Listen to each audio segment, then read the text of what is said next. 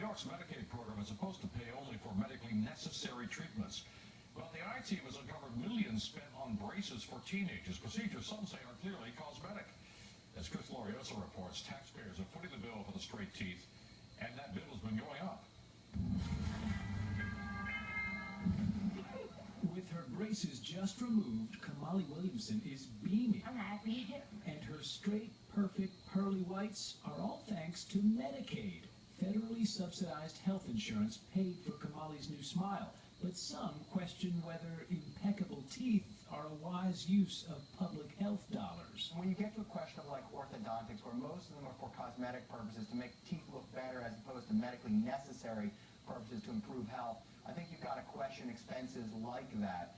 Paul Howard is a health policy analyst for the conservative think tank Manhattan Institute. He says most braces procedures are purely cosmetic, and it's not fair to make taxpayers foot the bill for other people's vanity. Well, if we're going to go in that direction, shouldn't Medicaid cover breast implants? The I-Team used New York's Freedom of Information law to obtain records of Medicaid-funded braces. In the last 5 years, we found New York taxpayers paid more and more for orthodontics, $55 million in 2008, up to more than $61 million in 2012.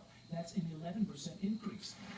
The top braces biller was Dr. Zeta Sanchez. Since January of 2012, she charged taxpayers more than $6.5 million, mostly for Medicaid braces. What do you say to a taxpayer who says $6 million for braces is not fair? Those are cosmetic procedures.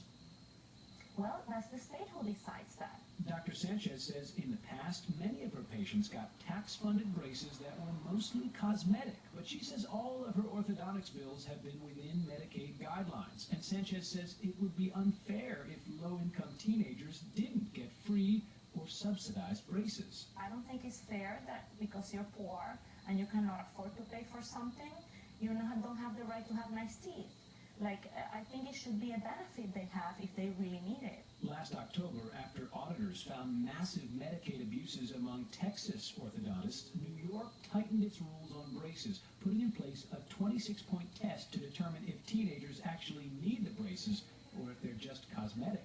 Since then, it's not clear how much money New York has saved, but Dr. Christine Carter says 3/4 of procedures are now being denied when almost all braces were approved before. Carter believes that could be the right balance. In an economic downturn, everybody has to tighten their belt. And everybody, the needs are being taken care of. Not all of the wants are being taken care of. Still, there are concerns that reducing the number of low-income teens with access to braces could create a kind of social inequality. I think it's best that the government insures braces. Chris Lee Roseland already has a pretty smile, but she wants braces to make it perfect. And she says appearance, including straight teeth, is important for job interviews and all sorts of social interactions that have economic consequences. Everyone, poor or rich, should have an opportunity to get braces. Chris Glorioso, News 4 New York.